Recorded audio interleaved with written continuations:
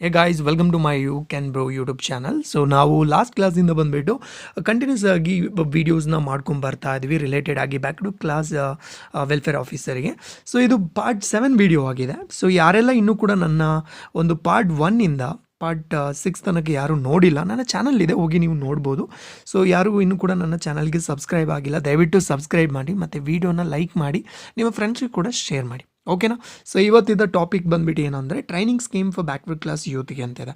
So ಹಿಂದುಳಿದ ವರ್ಗಗಳ ಗುಂಪಿಗೆ ಸೇರಿರುವಂಥ ಯುವಕರಿಗೆ ಒಂದು ಬ್ಯಾಕ್ವರ್ಡ್ ಕ್ಲಾಸಿಂದ ಯಾವುದೆಲ್ಲ ತರಬೇತಿಗಳು ನೀಡಲ್ಪಡ್ತಾ ಇದೆ ಅದ್ರ ರಿಲೇಟೆಡ್ ಆಗಿ ಆಗಿರುತ್ತೆ. ಸೊ ಇದು ಒಂದು ಇಂಪಾರ್ಟೆಂಟ್ ಟಾಪಿಕ್ ಆಗಿರುತ್ತೆ, ಇದ್ರ ಬಗ್ಗೆ ನಿಮಗೆ ಗೊತ್ತಿರಲೇಬೇಕಾಗುತ್ತೆ. ಸೊ ಎಕ್ಸ್ಪೆಕ್ಟ್ ಮಾಡ್ಬೋದು ಕ್ವೆಶನ್ 3 to 5 ಕ್ವೆಶನ್ ಇದರಿಂದ ಎಕ್ಸ್ಪೆಕ್ಟ್ ಮಾಡ್ಬೋದು ಈ ಟಾಪಿಕಿಂದ. ಸೊ ಹಾಗಾದರೆ ಬನ್ನಿ ಡೈರೆಕ್ಟಾಗಿ ಕ್ವೆಶನ್ಗೆ ಹೋಗೋಣ. ಸೊ 68 ಹೇಳ್ತಾ ಹೋಗುತ್ತೆ, ಹಿಂದುಳಿದ ವರ್ಗದ ಅಭ್ಯರ್ಥಿಗಳಿಗೆ ಸ್ಪರ್ಧಾತ್ಮಕ ಪರೀಕ್ಷೆಗಳ ಪರೀಕ್ಷಾ ಪೂರ್ವ ತರಬೇತಿಯು ಈ ಕೆಳಗಿನವುಗಳನ್ನು ಒಳಗೊಂಡಿದೆ ಅಂತ. Okay, so backward class related ಆಗಿ training scheme for backward class ಯೂತ್ಗೆ ಕೊಡ್ತಾ ಹೋಗ್ತಾರೆ.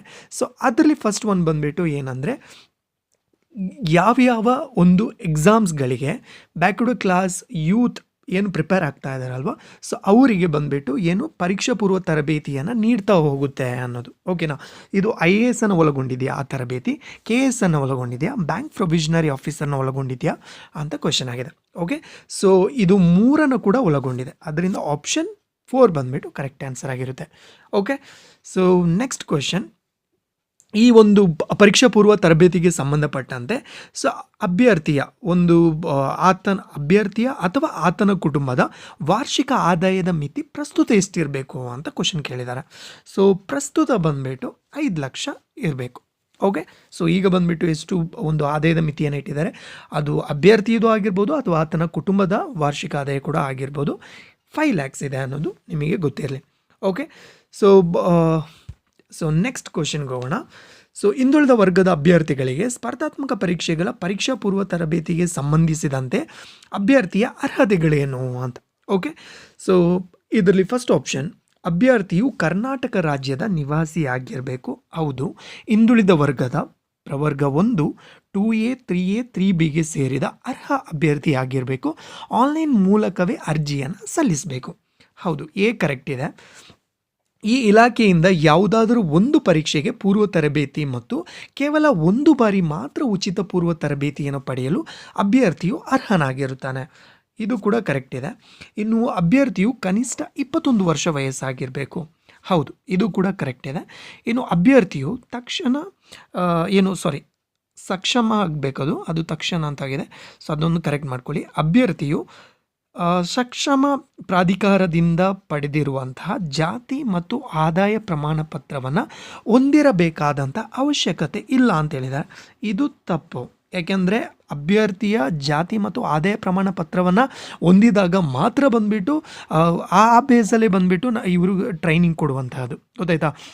ಇನ್ ಕೇಸ್ ಅವನಿಗೆ ಬಂದುಬಿಟ್ಟು ಆದಾಯ ಅಥವಾ ಜಾತಿ ಪ್ರಮಾಣ ಪತ್ರ ಇಲ್ಲ ಅಂದರೆ ಸೊ ಇಲ್ಲಿ ಬಂದುಬಿಟ್ಟು ಅವ್ರಿಗೆ ಗೊತ್ತಾಗಲ್ಲ ಕರೆಕ್ಟಾ ಯಾವ ಬ್ಯಾಕ್ವರ್ಡ್ ಕ್ಲಾಸಿಗೆ ಅವನು ಒಳಗೊಂಡಿದ್ದಾನಾ ಇಲ್ವಾ ಅನ್ನೋದು ಗೊತ್ತಿರೋದಿಲ್ಲ. ಸೊ ಅದಕ್ಕೋಸ್ಕರ ಕಂಪಲ್ಸರಿಯಾಗಿ ಬಂದುಬಿಟ್ಟು ಏನು ಆ ಸಕ್ಷಮ ಪ್ರಾಧಿಕಾರ ಏನಿದೆಯಲ್ಲ ಅದು ನೀಡಿರುವಂತಹ ಒಂದು ಜಾತಿ ಮತ್ತು ಆದಾಯ ಪ್ರಮಾಣ ಪತ್ರವನ್ನು ಕಂಪಲ್ಸರಿಯಾಗಿ ಒಳಗೊಂಡಿರಲೇಬೇಕು. ಆದ್ದರಿಂದ ಇಲ್ಲಿ ಆಪ್ಷನ್ ಬಂದುಬಿಟ್ಟು 1 2 3 ಕೇವಲ 3 ಮಾತ್ರ ಕರೆಕ್ಟ್ ಇದೆ ಅಂತ. Okay, so only 3 correct. 3 ಅಂದರೆ ಸ್ಟೇಟ್ಮೆಂಟ್ 3 ಕರೆಕ್ಟ್, 1 2 ABC 3 ಕರೆಕ್ಟ್ ಇದೆ ಅಂತ. ಓಕೆ, ಸೊ ಇದರಲ್ಲಿ ಕೆಲವೊಂದು ಇಂಪಾರ್ಟೆಂಟ್ ಇದೆ, ಅದನ್ನು ನೋಡ್ಕೊಳ್ಳಿ. ಓಕೆ, ಸೊ ಅಭ್ಯರ್ಥಿಯು ಕರ್ನಾಟಕ ರಾಜ್ಯದಲ್ಲಿ ಇನ್ ಕೇಸ್ ಏನಾದರೂ ಮಹಾರಾಷ್ಟ್ರ, ತಮಿಳುನಾಡು, ಕೇರಳದಿಂದ ಅಪ್ಲೈ ಮಾಡ್ಬೋದಾ ಅಂದರೆ ಇಲ್ಲ. ಅದು ಪರ್ಟಿಕ್ಯುಲರ್ ಆಗಿ ಇದಕ್ಕೆ ಸಂಬಂಧಪಟ್ಟಂತೆ ಟ್ರೈನಿಂಗ್ ತಗೋಬೇಕಂದ್ರೆ ಅವರು ಕರ್ನಾಟಕದವರೇ ಆಗಿರಬೇಕು ಅನ್ನೋದು ನಿಮಗೆ ಗೊತ್ತಿರಲಿ. ಸೊ ಅಲ್ಲದೆ ಬಂದುಬಿಟ್ಟು ಅಭ್ಯರ್ಥಿಯು ಪ್ರವರ್ಗ 1 2A 3A 3Bಗೆ ಸೇರಿದ ಅಭ್ಯರ್ಥಿಗಳಾಗಿರಬೇಕು. ಇದು ಕಂಪಲ್ಸರಿಯಾಗಿ ಅವರು ಆಗಿರಲೇಬೇಕು. ಅದನ್ನ ಬಿಟ್ಟು ಈಗ 2B ಅಂತ ಕೊಟ್ಟಿದ್ದಾರೆ ಅಂದರೆ ಅಲ್ಲಿ ರಾಂಗ್ ಆಗಿಬಿಡುತ್ತೆ. ಸೊ ಅದು ಬಂದು ಇದಕ್ಕೆ ಬರೋದಿಲ್ಲ, ಅದರಿಂದ ಕೇರ್ಫುಲ್ಲಾಗಿ ನೋಡ್ಕೋಬೇಕಾಗುತ್ತೆ.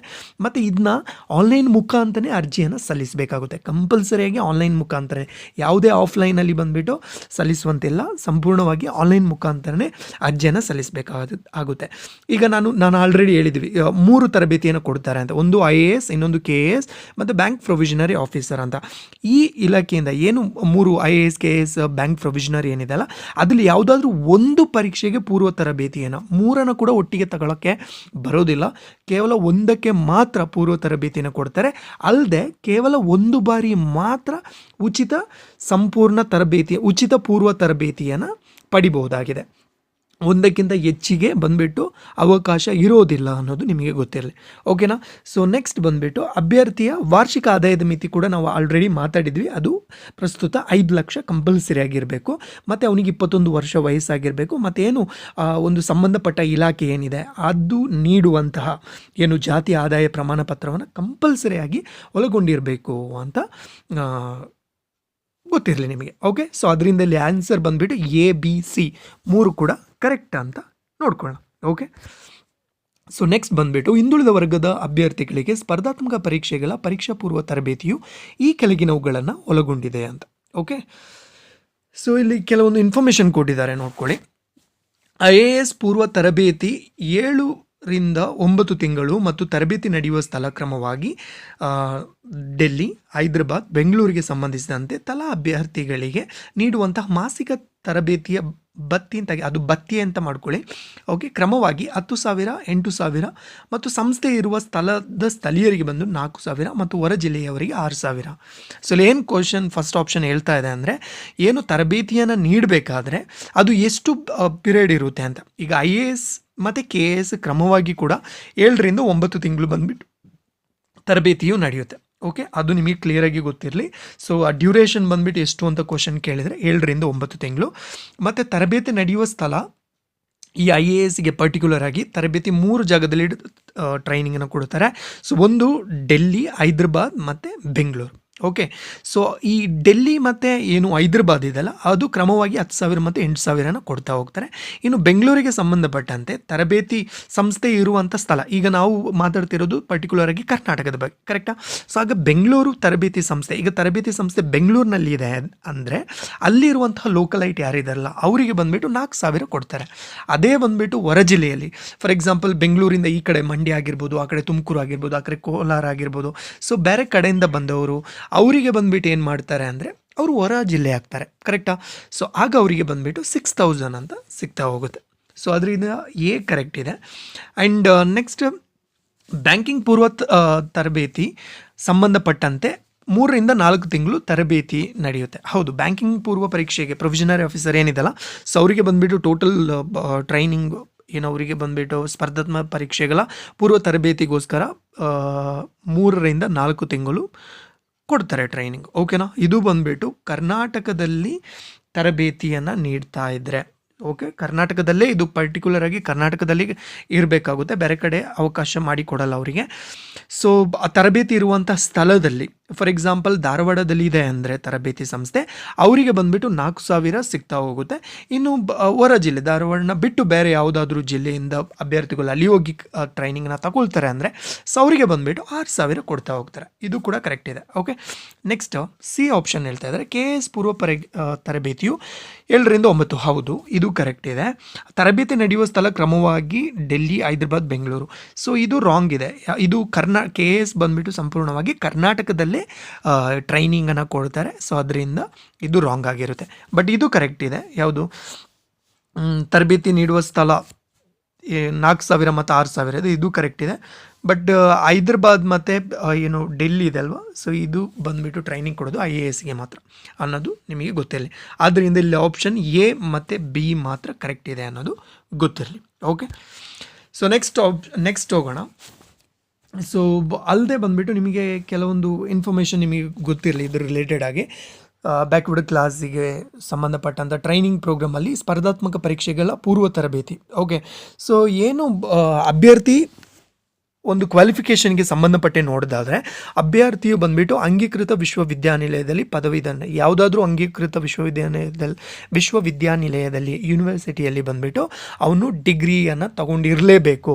ಕೇಂದ್ರ ಲೋಕಸೇವಾ ಆಯೋಗ ಅಥವಾ ಕರ್ನಾಟಕ ಲೋಕಸೇವಾ ಆಯೋಗ ಅಥವಾ ಸರ್ಕಾರದ ಸ್ವಾಮ್ಯ ಸಂಸ್ಥೆಗಳು ಏನು ಒಂದು ಅಥವಾ ಬ್ಯಾಂಕಲ್ಲೂ ಏನಾದರೂ ಷರತ್ತುಗಳನ್ನು ನೀಡಲ್ಪಟ್ಟರೆ, ಅಂದರೆ ಕೆಲವೊಂದು ಇದೇ ಒಂದು ಇದರಿಂದನೇ ಆಗಿರಬೇಕು ಅಂತ ಇದ್ದರೆ ಅದನ್ನ ಫುಲ್ಫಿಲ್ ಮಾಡ್ಕೋಬೇಕು ಅಂತ ಹೇಳ್ತಾ ಇದ್ದಾರೆ. ಅಲ್ಲದೆ ಕೇಂದ್ರ ಮತ್ತು ರಾಜ್ಯ ಸರ್ಕಾರ ಅಥವಾ ಅನುದಾನಿತ ಸಂಸ್ಥೆಗಳು ಸಾರ್ವಜನಿಕ ಸ್ವಾಮ್ಯತೆಗೆ ಒಳಪಟ್ಟ ಸಂಸ್ಥೆಗಳಲ್ಲಿ ಇನ್ ಕೇಸ್ ಅವರು ನೌಕರರಾಗಿದ್ದರೆ, ಕೇಂದ್ರ ಸರ್ಕಾರದಲ್ಲಿ ಸೆಂಟ್ರಲ್ ಗೌರ್ಮೆಂಟ್, ಸ್ಟೇಟ್ ಗೌರ್ಮೆಂಟ್ ಮತ್ತು ಇನ್ನೂ ಏಡೆಡ್ ಇದರಲ್ಲಿ ಯಾವುದಾದ್ರೂ ಒಂದು ಪಬ್ಲಿಕ್ ಸೆಕ್ಟರಲ್ಲಿ ಏನಾದರೂ ಜಾಬ್ನ ಮಾಡ್ಕೊಳ್ತಾ ಇದ್ದರೆ ಅವರು ಬಂದುಬಿಟ್ಟು ಈ ತರಬೇತಿಯನ್ನು, ಅಂದರೆ ಜಾಬಲ್ಲಿ ಇದ್ದವರು, ನೌಕರರಾಗಿ ಕಾರ್ಯವನ್ನು ಮಾಡ್ತಿರುವವರಿಗೆ ಈ ತರಬೇತಿ ಪಡೆಯಲು ಅರ್ಹರಿರೋದಿಲ್ಲ.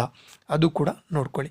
ಓಕೆ, ಸೊ ಇದು ಬಂದುಬಿಟ್ಟು ಈ ತರಬೇತಿಗೆ ಹೆಂಗೆ ಆಯ್ಕೆಯನ್ನು ಮಾಡ್ತಾರೆ ಅಂದರೆ, ಸೊ ಇವರು ಸಾಕಷ್ಟು ಬಂದುಬಿಟ್ಟು ಅವರಿಗೆ ಒಂದು ಇದು ಮಾಡ್ತಾರೆ, ಪಬ್ಲಿಸಿಟಿ ಮಾಡ್ತಾರೆ. ಯಾವುದಾದ್ರೂ ಒಂದು ದಿನಪತ್ರಿಕೆ ಅಥವಾ ವೆಬ್ಸೈಟ್ ಮುಖಾಂತರ ವ್ಯಾಪಕ ಪ್ರಚಾರವನ್ನು ಮಾಡ್ತಾ ಹೋಗ್ತಾರೆ ಮತ್ತು ಅರ್ಹ ಅಭ್ಯರ್ಥಿಗಳಿಂದ ಆನ್ಲೈನ್ ಮೂಲಕ ಅರ್ಜಿಯನ್ನು ಸ್ವೀಕಾರ ಮಾಡ್ತಾರೆ. ಓಕೆ, ಯಾವ ರೀತಿ ಇವ್ರನ್ನ ಸೆಲೆಕ್ಟ್ ಮಾಡ್ತಾರೆ ಅಂದರೆ ಲಿಖಿತ ಪರೀಕ್ಷೆಯನ್ನು ನೀಡ್ತಾರೆ. ಹೆಚ್ಚು ಅಂಕ ಗಳಿಸಿದವ್ರನ್ನ ಬಂದುಬಿಟ್ಟು ಪ್ರವರ್ಗವಾರು ಮೀಸಲಾತಿ, ಅಂದರೆ ಏನು ಬ್ಯಾಕ್ವರ್ಡ್ ಕ್ಲಾಸ್ ರಿಲೇಟೆಡ್ ಆಗಿ ನಾವು ಮಾತಾಡೋದ್ರಿಂದ 2A 3A 3B ಕ್ಯಾಟಗರಿ 1 ಏನಿದೆಲ್ಲ, ಸೊ ಅದಕ್ಕೆ ಸಂಬಂಧಪಟ್ಟಂತೆ ಮೀಸಲಾತಿ ಅನುಗುಣವಾಗಿ ಏನು ಮಾಡ್ತಾರೆ ಅಂದರೆ ಸರ್ಕಾರ ನಿಗದಿಪಡಿಸುವ ಸಂಖ್ಯೆಗೆ ಅನುಗುಣವಾಗಿ ಅಭ್ಯರ್ಥಿಗಳ ಅವರ ಮೂಲ ದಾಖಲೆಗಳನ್ನು ಪರಿಶೀಲನೆ ನಡೆಸಿದ ನಂತರ ತರಬೇತಿಗಾಗಿ ಕೌನ್ಸ್ಲಿಂಗ್ ಮಾಡುವ ಮುಖಾಂತರ ತರಬೇತಿ ಸಂಸ್ಥೆಗಳನ್ನು ನಿಯೋಜನೆ ಮಾಡ್ಕೊಂಡು ಹೋಗ್ತಾರೆ ಅನ್ನೋದು ಗೊತ್ತಿರಲಿ. ಓಕೆ, ಇನ್ ಕೇಸ್ ಕ್ವಶನ್ ಏನಾದರೂ ಯಾರು ನಡೆಸ್ತಾರೆ ಈಗ ಅಂತಂದರೆ KE ಅವರು ನಡೆಸ್ತಾ ಹೋಗ್ತಾ ಇದ್ದಾರೆ. ಓಕೆನಾ, ಇದ್ರ ರಿಲೇಟೆಡ್ ಆಗಿ. ಇನ್ನು ಲಿಖಿತ ಪರೀಕ್ಷೆಯು ಸಾಮಾನ್ಯ ಜ್ಞಾನ ಮತ್ತು ಇತ್ಯಾದಿ ವಿಷಯಗಳನ್ನು ಒಳಗೊಂಡಿರುತ್ತೆ ಅಂತ ಅದು ಕೂಡ ಗೊತ್ತಿರಲಿ. ಇನ್ನು ಮೀಸಲಾತಿಯನ್ನು ನೋಡ್ತಾ ಹೋದರೆ ಇದಕ್ಕೆ ಯಾವ ರೀತಿ ಸೆಲೆಕ್ಟ್ ಮಾಡ್ತಾರೆ ಅಂದರೆ, ಈ ಮೀಸಲಾತಿಗೆ ಸಂಬಂಧಪಟ್ಟಂತೆ ಪ್ರವರ್ಗ 1ಕ್ಕೆ ಬಂದುಬಿಟ್ಟು 15% ಕೊಡ್ತಾ ಹೋಗ್ತಾರೆ. ಮತ್ತು ಇದು 2Aಗೆ ಬಂದುಬಿಟ್ಟು ಇದು ಬಂದುಬಿಟ್ಟು 2Aಗೆ ಕೊಟ್ಟಿದ್ದಾರೆ. ಅದು ಎಷ್ಟು ಅಂದರೆ 53% ಕೊಡ್ತಾ ಹೋಗಿದ್ದಾರೆ. ಓಕೆ, ಸೊ ಇನ್ನು 3A ಕ್ಯಾಟಗರಿಗೆ ಬಂದುಬಿಟ್ಟು 15% ಇದೆ ಆ್ಯಂಡ್ 3B ಕ್ಯಾಟಗರಿಗೆ ಬಂದುಬಿಟ್ಟು 17% ಕೊಡ್ತಾ ಹೋಗ್ತಾರೆ. ಇದಿಷ್ಟು ನೀವು ಗೊತ್ತಿರಲಿ ನಿಮಗೆ. ಓಕೆ, ಸೊ ನೆಕ್ಸ್ಟ್ ಬಂದುಬಿಟ್ಟು ಓಕೆ, ಇನ್ನೊಂದು ಇನ್ಫಾರ್ಮೇಷನ್, ಇನ್ ಕೇಸ್ ಅವರು ಟ್ರೈನಿಂಗ್ನ ಬಂದುಬಿಟ್ಟು ಆನ್ಲೈನಲ್ಲಿ ತಗೊಳ್ತಾ ಇದ್ದಾರೆ ಅಂದರೆ, ಓಕೆ, ಆನ್ಲೈನಲ್ಲಿ ಟ್ರೈನಿಂಗ್ನ ತಗೊಳ್ತಾ ಇದ್ದಾರೆ ಅಂದರೆ ಅವರಿಗೆ ಅಷ್ಟು ಏನು ಅಮೌಂಟ್ ನಾನು ಆಲ್ರೆಡಿ ಹೇಳ್ದೆ ಅಲ್ವಾ, 10,000 8,000 ಮತ್ತು 6,000 4,000 ಏನಿದೆ ಅಲ್ವಾ, ಅಷ್ಟು ಅಮೌಂಟು ಕೊಡಲ್ಲ. ಕೇವಲ ಬಂದುಬಿಟ್ಟು ಇಂಟರ್ನೆಟ್ ಕಾಸ್ಟ್ನ ಮಾತ್ರ ಅವರು ಪಾವತಿ ಮಾಡ್ತಾರೆ. ಅದೆಷ್ಟು ಪೇ ಮಾಡ್ತಾರೆ ಅಂದರೆ 1,000 ರೂಪೀಸ್ ಪೇ ಮಾಡ್ತಾರೆ. ಓಕೆ, ಆನ್ಲೈನ್ ಟ್ರೈನಿಂಗ್ನ ಯಾರಾದರೂ ತಗೊಳ್ಬೇಕು ಅಂದರೆ ಮಾಸಿಕವಾಗಿ ಬಂದುಬಿಟ್ಟು ಅವ್ರಿಗೆ ಎಷ್ಟು ಕೊಡ್ತಾರೆ ಅಂದರೆ 1,000 ರೂಪೀಸ್ನ ಕೊಡ್ತಾರೆ. ಜಸ್ಟ್ ಅದು ಏನನ್ನ ಬರ್ಸೋಕ್ಕೋಸ್ಕರ ಕೊಡ್ತಿದ್ದಾರೆ ಅಂದರೆ ಇಂಟರ್ನೆಟ್ ವೆಚ್ಚವನ್ನು ಬರ್ಸೋಕ್ಕೋಸ್ಕರ ಕೊಡ್ತಾ ಇದ್ದಾರೆ ಅನ್ನೋದು ನಿಮಗೆ ಗೊತ್ತಿಲ್ಲ. ಓಕೆ, ನೆಕ್ಸ್ಟ್ ಇದಕ್ಕೆ ಹೋಗೋಣ. ಸವಿತಾ ಸಮಾಜದ ಪಾರಂಪರಿಕ ಕಲೆಗಳಾದಂತಹ ನಾದಸ್ವರ, ಡೂಲು ಆಗಿದೆ, ಅದನ್ನ ಸರಿ ಮಾಡ್ಕೊಳ್ಳಿ. ಸಂಗೀತಗಳ ಪುನಶ್ಚೇತನ ಇದು ಯಾವ ಗುಂಪಿಗೆ ಸೇರಲ್ಪಟ್ಟಿದೆ ಅಂತ. ಓಕೆ, ಇದು ಬಂದುಬಿಟ್ಟು 2A ಕ್ಯಾಟಗರಿಯಲ್ಲಿ ಬರುತ್ತೆ. ಓಕೆ, 2A ಕ್ಯಾಟಗರಿ ಮತ್ತು ಅದರ ಉಪ ಕ್ಯಾಟಗರಿ ಸಬ್ ಕ್ಯಾಸ್ಟಿಗೆ ಬರುತ್ತೆ. ಅಂದರೆ ಇದು ಸವಿತಾ ಸಮಾಜ ಮತ್ತು ಅದರ ಉಪಜಾತಿಗೆ ಸಂಬಂಧಪಟ್ಟಿದೆ. ಓಕೆ, ಇದರಲ್ಲೇ ಇದೆ ನೋಡಿ, ಕ್ವಶನ್ಲೇ ಕೆಲವೊಂದು ಸಲ ಆನ್ಸರ್ ಇರುತ್ತೆ, ಅದರಿಂದ ಬಂದುಬಿಟ್ಟು ನೀವು ನೋಡ್ಕೋಬೇಕಾಗುತ್ತೆ ಕ್ಲಿಯರಾಗಿ. ಓಕೆ, ಸವಿತಾ ಸಮಾಜದ ಪಾರಂಪರಿಕ ಕಲೆಗಳು ನಾದಸ್ವರ, ಡೋಲು ಇದು ಬಂದುಬಿಟ್ಟು ಯಾರ ಒಂದು ಪರಂಪರೆಯ ಮಾದರಿಯಲ್ಲಿ ಬಂದುಬಿಟ್ಟು ಯಾವ ವರ್ಗದ ಗುಂಪಿಗೆ ಇದನ್ನ ಉಳಿಸಿ ಬೆಳೆಸ್ತಾ ಇದ್ದಾರೆ ಅಂದರೆ ಅದು 2A ಆಗಿರುತ್ತೆ. ಅಂದರೆ ಸವಿತಾ ಸಮಾಜದ ಪಾರಂಪರಿಕ ಕಲೆಗಳು ನಶಿಸಿ ಹೋಗ್ತಾ ಇರೋದ್ರಿಂದ ಇದು ಯಾವ ರೀತಿಯಲ್ಲಿ ನಡೆಯುತ್ತೆ ಅಂದರೆ ಗುರು ಶಿಷ್ಯ ಪರಂಪರೆಯ ಮಾದರಿಯಲ್ಲಿ ನಡೆಯುವಂತಹದ್ದು ಈ 2A ವರ್ಗದ ಸವಿತಾ ಸಮಾಜವು. ಅದರ ಉಪಜಾತಿ ವಿದ್ಯಾರ್ಥಿಗಳು ಡೋಲು ಮತ್ತು ನಾದಸ್ವರ ಸಂಗೀತ ತರಬೇತಿ ಪಡೆಯುವ ಮೂಲಕ ಈ ಕಲೆಗಳನ್ನು ಉಳಿಸಿ ಬೆಳೆಸುವಂಥ ಪ್ರಯತ್ನವನ್ನು ಮಾಡ್ತಾ ಇರುವಂತಹದ್ದು.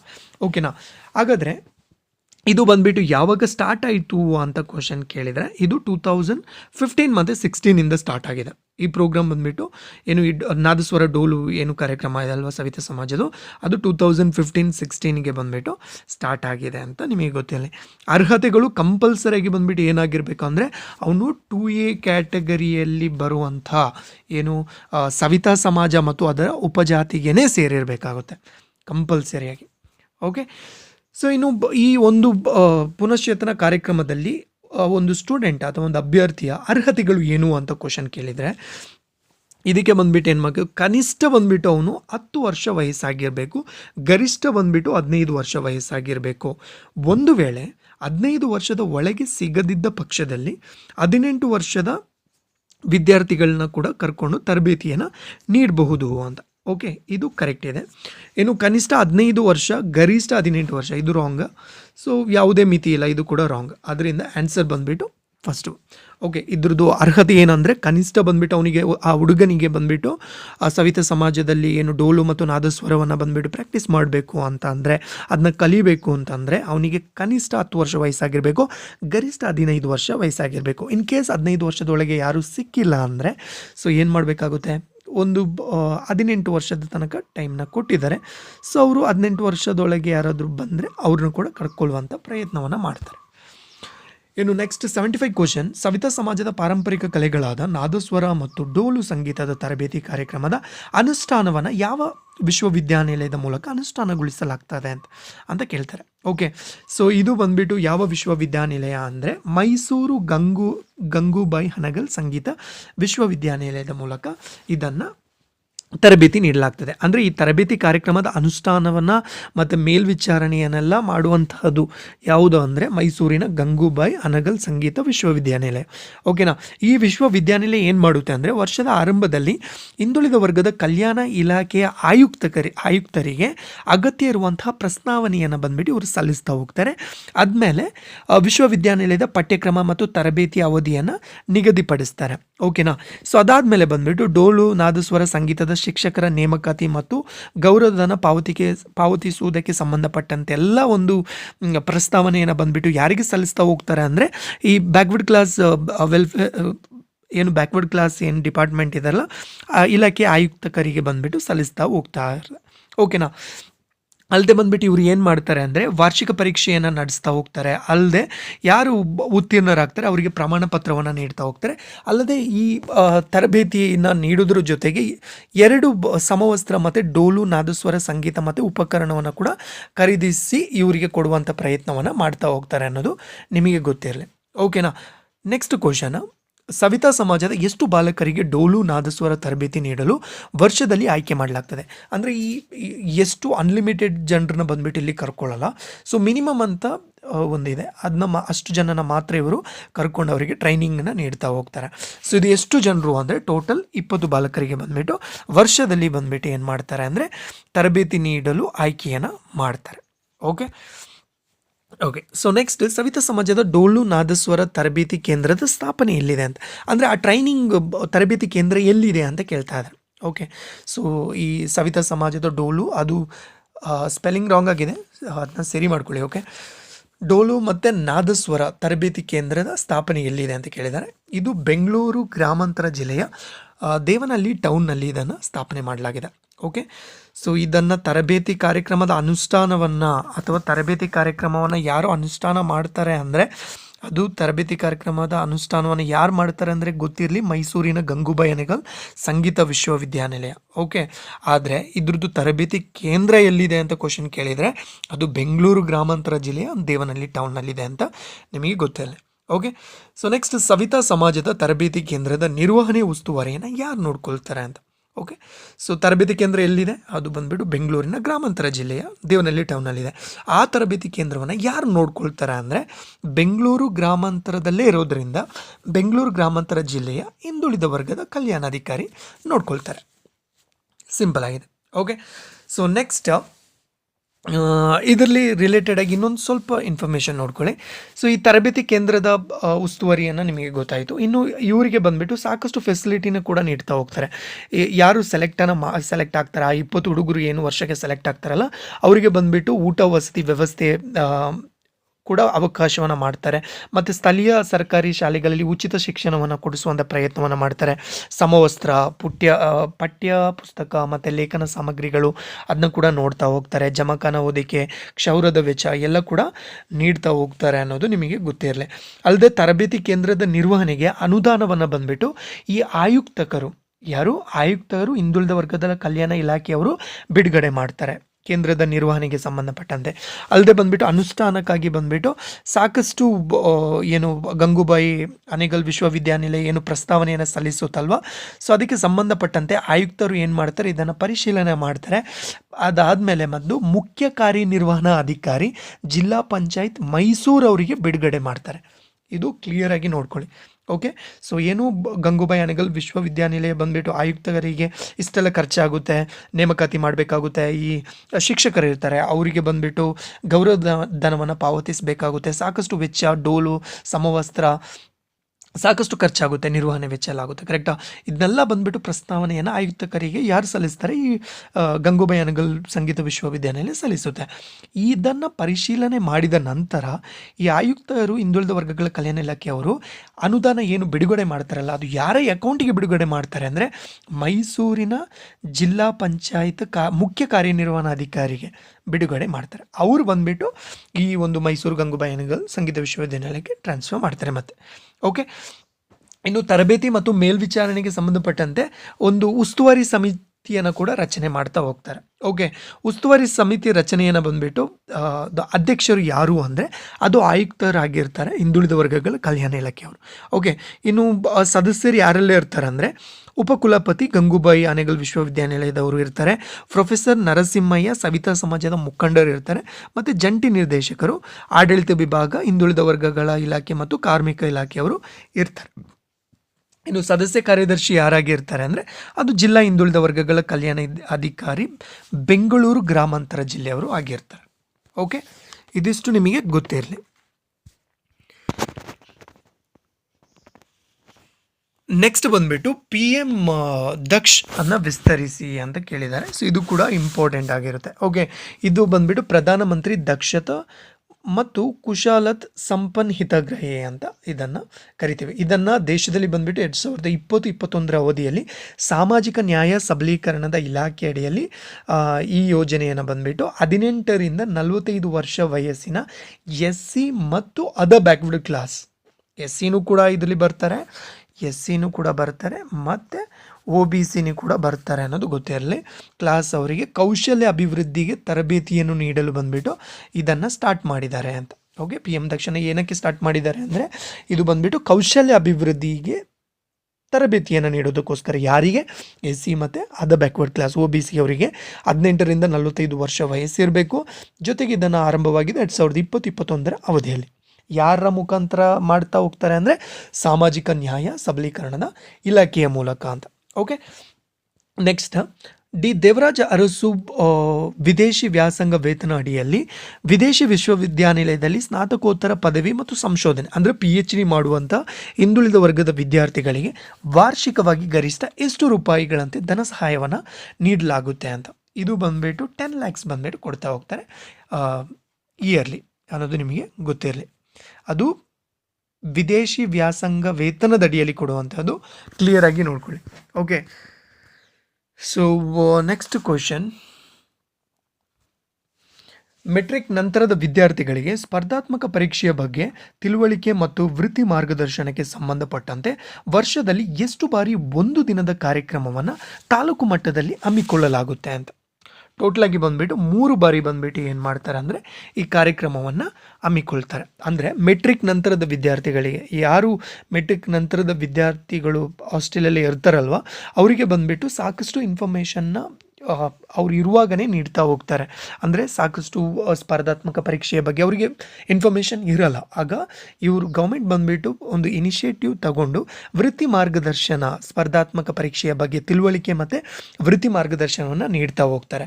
ಇದು ಏನು ಮಾಡ್ತಾರೆ ಅಂದರೆ ಅದು ವಿದ್ಯಾರ್ಥಿ ನಿಲಯದಲ್ಲಿ, ಅದು ಅಂತಿಮ ಪದವಿಯಲ್ಲಿ ಫೈನಲ್ ಇಯರ್ಸಲ್ಲಿ ಯಾರು ಪೋಸ್ಟ್ ಗ್ರ್ಯಾಜುಯೇಟ್ ಆಗಿರ್ಬೋದು, ಗ್ರ್ಯಾಜುಯೇಟ್ ಆಗಿರ್ಬೋದು, ಇವರಿಗೆಲ್ಲ ಬಂದುಬಿಟ್ಟು IAS KS ಬ್ಯಾಂಕಿಂಗ್ ಪರೀಕ್ಷೆಗಳ ಮಾರ್ಗದರ್ಶನ ನೀಡ್ತಾ ಹೋಗ್ತಾರೆ. ಇದು ಬಂದುಬಿಟ್ಟು ವರ್ಷಕ್ಕೆ 3 ಸಲ ಕೊಡ್ತಾರೆ ಮತ್ತು ಇದು ತಾಲೂಕು ಮಟ್ಟದಲ್ಲಿ ಹಮ್ಮಿಕೊಳ್ಳಲಾಗುತ್ತೆ ಅನ್ನೋದು ಕೂಡ ಗೊತ್ತಿರಲಿ. ಓಕೆ, ಇದರಲ್ಲಿ ಏನು ಯೂಸ್ ಆಗುತ್ತೆ ಅಂದರೆ ವಿದ್ಯಾರ್ಥಿಗಳು ತಾವು ಮುಂದೆ ಆಯ್ಕೆ ಮಾಡಿಕೊಳ್ಳಬಹುದಾದ ಕೋರ್ಸ್ಗಳು, ಉದ್ಯೋಗ ಅವಕಾಶಗಳು, ಸ್ಪರ್ಧಾತ್ಮಕ ಪರೀಕ್ಷೆಯ ಸಿದ್ಧತೆಯ ಬಗ್ಗೆ ಏನು ಕೇಂದ್ರ ಸರ್ಕಾರದ ಸ್ವಾಯತ್ತ ಸಂಸ್ಥೆಗಳಲ್ಲಿ, ಖಾಸಗಿ ವಲಯದಲ್ಲಿ ಉದ್ಯೋಗಾವಕಾಶಗಳ ಬಗ್ಗೆ ಏನೆಲ್ಲ ಅವಕಾಶಗಳು ಇದೆ ಅನ್ನೋದ್ರ ಬಗ್ಗೆ ಪರಿಣಿತರು, ಯಾರು ಎಕ್ಸ್ಪರ್ಟ್ಸ್ ಏನಿರ್ತಾರಲ್ಲ ಅವ್ರ ಕಡೆಯಿಂದ ಬಂದ್ಬಿಟ್ಟು ಮಾಹಿತಿ ಮತ್ತು ಸಂದರ್ಶನವನ್ನು ಮಾಡಿಸೋದ್ರ ಮುಖಾಂತರ ಒಂದು ವ್ಯವಸ್ಥೆಯನ್ನು ತಾಲೂಕು ಮಟ್ಟದಲ್ಲಿ 3 ಬಾರಿ ಬಂದ್ಬಿಟ್ಟು ವರ್ಷದಲ್ಲಿ ಮಾಡ್ತಾ ಹೋಗ್ತಾರೆ. ಇದು 1 ದಿನ. ಓಕೆ, 3 ಬಾರಿ 1 ದಿನದ ಕಾರ್ಯಕ್ರಮ ಆಗಿರುತ್ತೆ ಅನ್ನೋದು ಗೊತ್ತಿರಲಿ. ಅಲ್ಲದೆ ಈ ಕಾರ್ಯಕ್ರಮ ಬಂದ್ಬಿಟ್ಟು ಜಿಲ್ಲಾ ಮಟ್ಟದ ಉಸ್ತುವಾರಿ ಸಮಿತಿಯನ್ನು ರಚಿಸಲಾಗ್ತದೆ. ಓಕೆ, ಸೊ ಈ ಕಾರ್ಯಕ್ರಮವನ್ನು ಅನುಷ್ಠಾನಗೊಳಿಸುವುದಕ್ಕೆ ಸಂಬಂಧಪಟ್ಟಂತೆ ಜಿಲ್ಲಾ ಮಟ್ಟದ ಉಸ್ತುವಾರಿ ಸಮಿತಿಯನ್ನು ರಚಿಸಲಾಗ್ತದೆ. ಆ ಸಮಿತಿಯ ಅಧ್ಯಕ್ಷರು ಬಂದ್ಬಿಟ್ಟು ಜಿಲ್ಲಾಧಿಕಾರಿ ಆಗಿರ್ತಾರೆ. ಉಪಾಧ್ಯಕ್ಷರು ಬಂದ್ಬಿಟ್ಟು ಜಿಲ್ಲಾ ಪಂಚಾಯತಿದು ಮುಖ್ಯ ಕಾರ್ಯನಿರ್ವಹಣಾಧಿಕಾರಿ ಆಗಿರ್ತಾರೆ.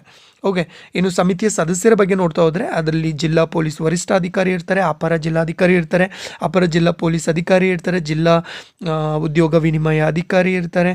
ಇನ್ನು ಇದು ಜಿಲ್ಲಾ ಪ್ರತಿಷ್ಠಿತ ಮಾರ್ಗದರ್ಶಕ, ಒಂದು ಖಾಸಗಿ ಸಂಸ್ಥೆ ಏನಿರ್ತಾರಲ್ವ, ಅಥವಾ ಸ್ಪರ್ಧಾತ್ಮಕ ಪರೀಕ್ಷೆಯ ಕೇಂದ್ರದ ಮುಖ್ಯಸ್ಥರು ಇರ್ತಾರೆ, ತಾಲೂಕು ಹಿಂದುಳಿದ ವರ್ಗಗಳ ವಿಸ್ತರಣಾಧಿಕಾರಿ, ಇವರೆಲ್ಲ ಕೂಡ ಇರ್ತಾರೆ.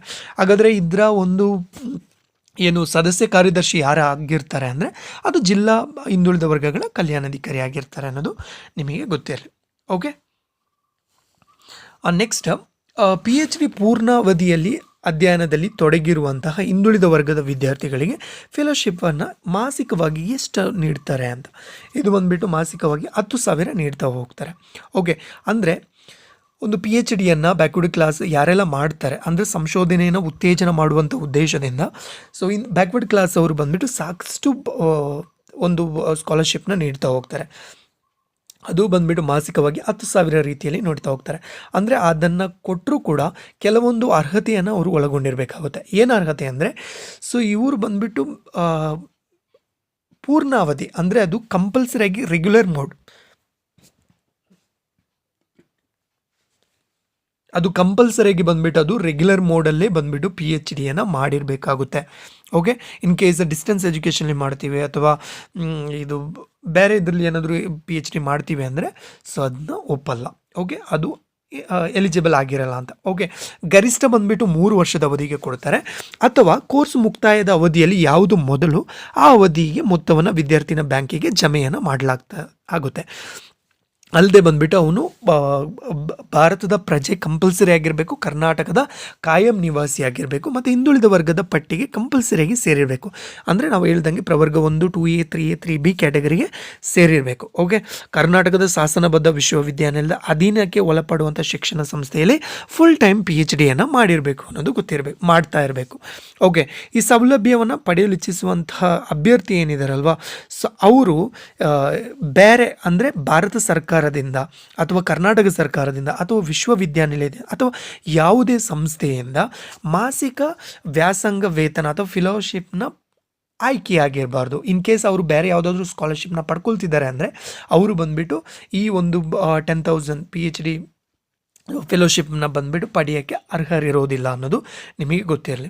ಓಕೆನಾ, ಇನ್ನು ಕುಟುಂಬದ ವಾರ್ಷಿಕ ಆದಾಯ ನಾವು ನೋಡ್ತಾ ಹೋದರೆ ಪ್ರವರ್ಗ 1ಕ್ಕೆ 4.5 ಲಕ್ಷ ಇರುತ್ತೆ.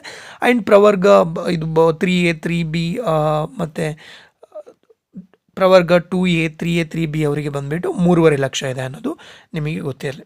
ಓಕೆ, ಸೊ ಇನ್ನು ಒಬ್ಬ ಅಭ್ಯರ್ಥಿಗೆ 1 ಬಾರಿ ಮಾತ್ರ PhD ಮಾಡಲು ಅವಕಾಶವನ್ನು ಕಲ್ಪಿಸಲಾಗ್ತದೆ. 1 ಬಾರಿ. ಇದನ್ನ ಅವರು ಬೆನಿಫಿಟ್ ತೊಗೋಬೇಕಂದ್ರೆ ಒಂದು ಸಲ ಆಲ್ರೆಡಿ ಕಂಪ್ಲೀಟ್ ಮಾಡಿರ್ತಾರೆ PhD, ಸೊ ಎಗೇನ್ ಕೂಡ ಮಾಡ್ತಾರೆ, ಅಪ್ಲೈ ಮಾಡಿದ್ದಾರೆ ಅಂದರೆ ಅವರಿಗೆ ಬಂದುಬಿಟ್ಟು ಯಾವುದೇ ಸ್ಕಾಲರ್ಶಿಪ್ ಕೊಡಲ್ಲ ಅನ್ನೋದು ನಿಮಗೆ ಗೊತ್ತಿರಲಿ. ಓಕೆ, ಸೊ ನೆಕ್ಸ್ಟ್ ಬಂದುಬಿಟ್ಟು ಇದರಲ್ಲಿ ಒಂದೇ ಕುಟುಂಬದ 2 ಗಂಡು ಮಕ್ಕಳು ಮಾತ್ರ ಈ ಯೋಜನೆಗೆ ಅರ್ಹರಾಗಿರ್ತಾರೆ. ಇನ್ ಕೇಸ್ 2ಗಿಂತ ಹೆಚ್ಚು ಗಂಡು ಮಕ್ಕಳು ಇದರ ರಿಲೇಟೆಡ್ ಆಗಿ ತಗೊಳ್ತಾ ಇದ್ದಾರೆ, ಬೆನಿಫಿಟ್ ತಗೊಳ್ತಾರೆ ಅಂದರೆ ಅರ್ಹರಾಗಿರೋದಿಲ್ಲ. ಬಟ್ ಇದು ಹೆಣ್ಣು ಮಕ್ಕಳಿಗೆ ಬಂದುಬಿಟ್ಟು ನಿರ್ಬಂಧ ಇಲ್ಲ ಅನ್ನೋದು ಗೊತ್ತಿರಲಿ. ಓಕೆ, ಇನ್ ಕೇಸ್ ಯಾರಾದರೂ ಸೆಂಟ್ರಲ್ ಗೌರ್ಮೆಂಟ್ ಏಡೆಡ್ ಅಥವಾ ಸ್ಟೇಟ್ ಗೌರ್ಮೆಂಟಲ್ಲಿ ಏನಾದರೂ ಜಾಬನ್ನು ಮಾಡ್ತಾ PhDನ ಮಾಡ್ತಾರೆ ಅಂದರೆ ಅವರು ಕೂಡ ಅನರ್ಹರಾಗಿರ್ತಾರೆ ಅನ್ನೋದು ನಿಮಗೆ ಗೊತ್ತಿರಲಿ. ಓಕೆ, ಸೊ ನೆಕ್ಸ್ಟ್ ಬಂದುಬಿಟ್ಟು ಹಿಂದುಳಿದ ವರ್ಗಕ್ಕೆ ಸಂಬಂಧಪಟ್ಟಂತೆ ಕಾನೂನು ಪದವೀಧರರಿಗೆ ಶಿಷ್ಯ ವೇತನಕ್ಕೆ ಸಂಬಂಧಪಟ್ಟಂತೆ ಈ ಕೆಳಗಿನ ಹೇಳಿಕೆಗಳನ್ನು ಗಮನಿಸಿ ಅಂತ ಕೇಳಿದ್ದಾರೆ. ಅಂದರೆ ಸೊ ಬ್ಯಾಕ್ವರ್ಡ್ ಕ್ಲಾಸ್ ಯಾರು ರಿಲೇಟೆಡ್ ಆಗಿದ್ದಾರೆ, ಯಾರು ಲಾನ ಮಾಡಿರ್ತಾರಲ್ವ, ಸೊ ಅವರಿಗೆ ಕೆಲವೊಂದು ಬಂದುಬಿಟ್ಟು ಫೆಲೋಶಿಪ್ನ ನೀಡ್ತಾ ಹೋಗ್ತಾರೆ. ಇದು ರಿಲೇಟೆಡ್ ಆಗಿ ಹೇಳಿಕೆಯನ್ನು ಗಮನಿಸಿ, ಸ್ಟೇಟ್ಮೆಂಟ್ನ ಗಮನಿಸಿ ಅಂತ ಕೇಳ್ತಾ ಇದ್ದಾರೆ. ಈ ತರಬೇತಿ ಅವಧಿಯು 4 ವರ್ಷ ಪಡೆಯುವವರಿಗೆ ಮಾಸಿಕವಾಗಿ ಅಂದರೆ ಅವರು ಬಂದುಬಿಟ್ಟು ಇಂಟರ್ನ್‌ಶಿಪ್ಪಲ್ಲಿ ಬರ್ತಾರೆ, ಅಂಡರಲ್ಲಿ ಪ್ರಾಕ್ಟೀಸಲ್ಲಿ ಮಾಡೋಕ್ಕೆ ಹೋಗ್ತಾರಲ್ವ. ಇದು ಟೋಟಲಾಗಿ 4 ವರ್ಷ ಆಗಿರುತ್ತೆ. ಮಾಸಿಕವಾಗಿ 4,000 ಬಂದುಬಿಟ್ಟು ನೀಡಲಾಗುತ್ತೆ ಅಂತ. ಕರೆಕ್ಟ್ ಅದು. ಇನ್ನು ಅಭ್ಯರ್ಥಿಯು ಬಾರ್ ಕೌನ್ಸಿಲ್‌ನಲ್ಲಿ ಹೆಸರನ್ನು ನೋಂದಾಯಿಸಿರತಕ್ಕದ್ದು. ಹೌದು, ಅವನು ಕಂಪಲ್ಸರಿಯಾಗಿ ಬಂದುಬಿಟ್ಟು ಬಾರ್ ಕೌನ್ಸಿಲ್‌ನಲ್ಲಿ ಬಂದುಬಿಟ್ಟು ಕೌನ್ಸಿಲ್ ಆಗಬೇಕದು, ಸರಿ ಮಾಡ್ಕೊಳ್ಳಿ. ಕಂಪಲ್ಸರಿಯಾಗಿ ಬಂದುಬಿಟ್ಟು ಹೆಸರನ್ನು ನೋಂದಣಿ ಮಾಡಿರಬೇಕು. ಇನ್ನು ಇದು ತಾಲೂಕು ವಲಯದ ಕಾರ್ಯಕ್ರಮವಾಗಿದೆ.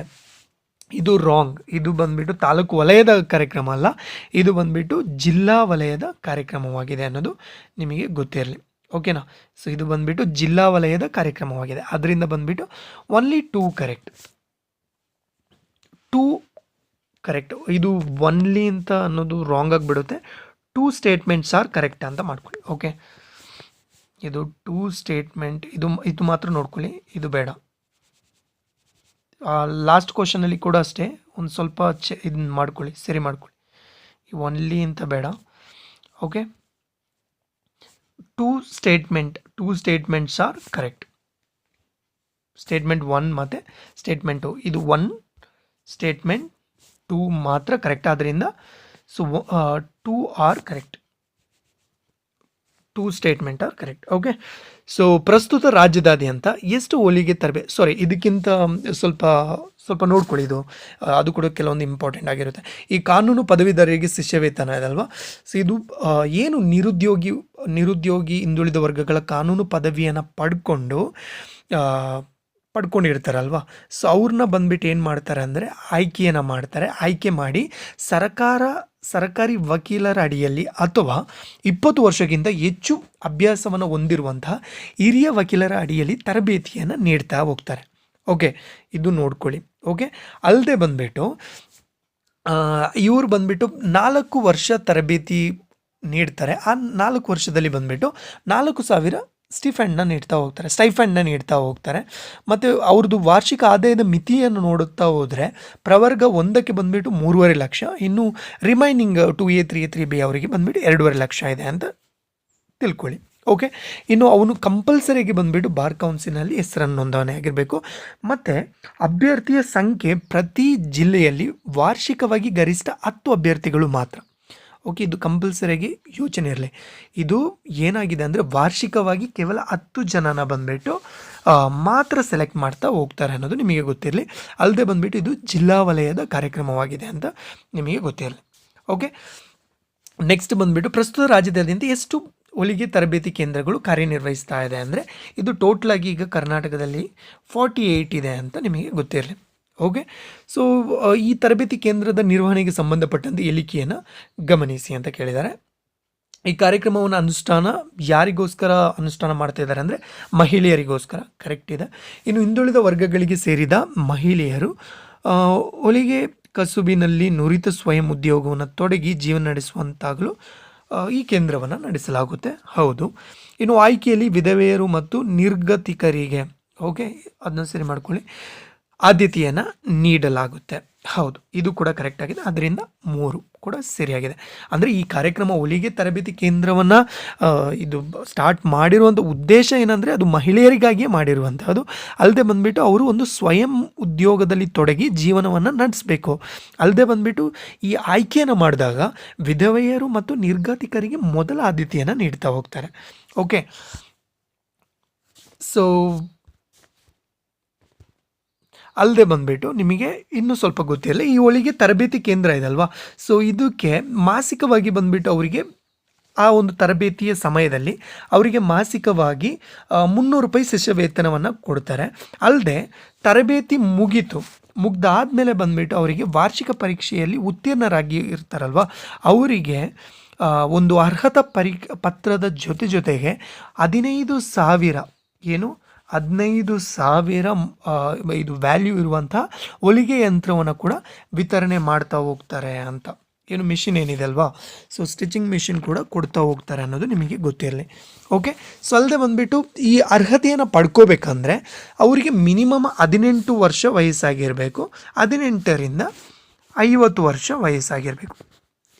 18ರಿಂದ 50 ವರ್ಷ ವಯಸ್ಸಾಗಿರಬೇಕು ಅಂತ ನಿಮಗೆ ಗೊತ್ತಿರಲಿ. ಅಲ್ಲದೆ ಬಂದುಬಿಟ್ಟು ಅವ್ರದ್ದು ವಾರ್ಷಿಕ ಆದಾಯದ ಮಿತಿ ಬಂದುಬಿಟ್ಟು ಪ್ರವರ್ಗ 1 ಆದರೆ 2.5 ಲಕ್ಷ ಇದೆ. ಇನ್ನು ಪ್ರವರ್ಗ 2A 3B ಅಭ್ಯರ್ಥಿಗಳಿಗೆ 1,00,000 ನೀಡ್ತಾ ಹೋಗ್ತಾರೆ. ಓಕೆ, ಇನ್ ಕೇಸ್ ಅವರು ಹೊಲಿಗೆ ತರಬೇತಿ ಕೇಂದ್ರದಲ್ಲಿ ನಡೆಸುವಂಥ ಪರೀಕ್ಷೆಯಲ್ಲಿ ಫೇಲ್ ಆದರು ಅಂತ ಆದರೆ ಅವರಿಗೆ ಬಂದುಬಿಟ್ಟು